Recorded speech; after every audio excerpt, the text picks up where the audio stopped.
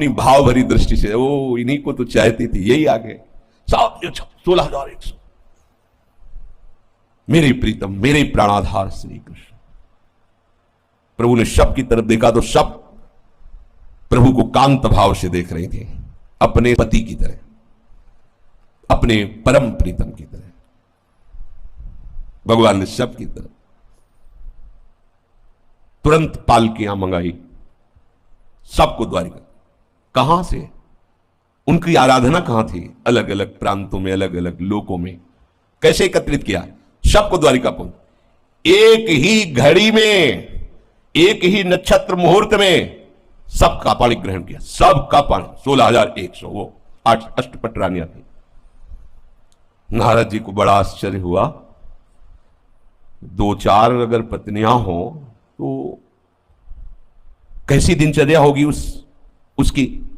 और जिसके 16,108, उनकी दिनचर्या कैसी होगी? मतलब कौन से मिनट में किससे मिलते होंगे भगवान?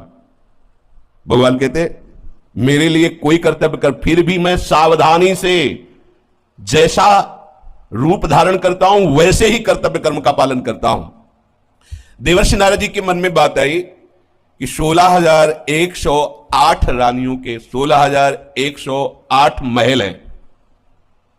अब एक लाइन में 16,108 महल, महल कोई झोपड़ी थोड़ी है, द्वारिकाधीश की महारानियों के महल है। मतलब अगर दिन भर घूमा जाए तो 16,108 के दर्शन करना मुश्किल हो जाएगा पूरे महलों के, सबके लिए अलग अलग महल। कौन सी दिनचर्या भगवान की होगी? क्या करते होंगे भगवान? कैसे मिलते होंगे सबसे? फोन तो था नहीं उस समय कि फोन से बात कर लेते कि भाई देखो ज्यादा विकल मत होना, रविवार के दिन तुम्हारा साल में कितने दिन होते हैं? 300 और ये कितने? 16,108। तब कई वर्ष बाद नंबर आएगा मिलने का। नारद जी को बहुत लगा कि कैसे वो रानियां रहती होंगी जो इतना प्रभु की आराधना किए हुए महापुरुष हैं, वो कांत भाव से प्रभु को बज रही। प्रभु उनकी भावना का कैसे, एक ही शरीर से एक ही समय में 16,108 महलों में कैसे बर्ताव करते होंगे? देवर्षि नारद जी को बड़ी उत्सुकता हुई कि इनकी दिनचर्या देखें जरा, क्या दिनचर्या है प्रभु की। द्वारिका पहुंचे। द्वारिका तो भगवान की ऐश्वर्य भरी दिव्यपुरी है। वैकुंठ से भी द्वारिका की महिमा श्रेष्ठ है। स्थूल से सूक्ष्म, सूक्ष्म से कारण, कारण से ब्रह्म, और फिर ब्रह्म से भी श्रेष्ठ वैकुंठपुरी का, वैकुंठ से भी श्रेष्ठ द्वारिकापुरी, द्वारिकापुरी से भी श्रेष्ठ मथुरापुरी, मथुरापुरी से भी श्रेष्ठ ब्रजमंडल, और ब्रजमंडल से भी श्रेष्ठ गोष्ठ वृंदावन, गोष्ठ वृंदावन से भी श्रेष्ठ गोपी वृंदावन, और गोपी वृंदावन से भी श्रेष्ठ नवनिवृत्त निकुंज वृंदावन, जिसे किशोरी जी का महल कहा जाता है। तो द्वारिकापुरी में देखा इतने सुंदर सुंदर उपवन, उद्यान, सरोवर खिले हुए पुष्पों से, तरह तरह के रंग बिरंगे दिव्य पक्षी कोलाहल कर रहे हैं। निर्मल जल से भरे हुए सरोवरों में नील, लाल, श्वेत भांति भांति के कमल खिले हुए हैं।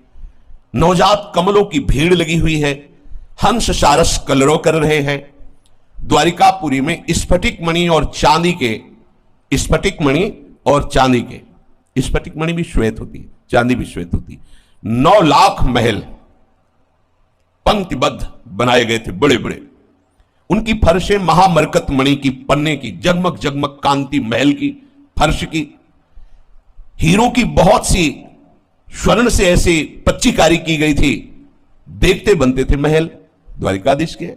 और जो राजपथ था बहुत ही सुंदर, स्वच्छ, और आसपास की नारी रत्नों से जटी हुई, बीच में राजपथ, फिर छोटी छोटी गलियां, चौराहे, बाजार, ऐसे सुंदर सुंदर पशु पक्षी। नारद जी देखते ही आनंद मगन हो गए। द्वारिकापुरी में प्रभु श्री कृष्ण चंद्रजू का अंतःपुर, अंतःपुर कहते हैं जहां प्रभु की शक्तियां विराजमान, रानियां विराजमान है। बड़े बड़े लोकपालों का जहां प्रवेश नहीं, केवल डेहरी को प्रणाम करते हैं, वो अंतःपुर। लोकपालों का भी प्रवेश नहीं प्रभु के महलों में। भगवत स्वरूप विश्वकर्मा ने अपनी सारी कला कौशल लगा करके इन महलों का निर्माण किया है। अंतःपुर में अर्थात रनिवास में 16,108 महल हैं। उनमें से एक प्रथम महल में देवर्षि नारद जी ने प्रणाम करके प्रवेश किया। मूंगों से जटित वैदूर्य मणियां, इंद्रनील मणियां दीवारों में जगमग जगमग हो रही थी। बड़ी सुंदर बिछौने बिछे हुए थे जो चमक रहे थे। मोती की लड़ियां महल में, चंदोवे, हाथी दांत के बने हुए आसन, श्रेष्ठ श्रेष्ठ पलंग जिनमें मणियां जटित हैं तो पलंग भी तेजों में दिखाई दे रहे।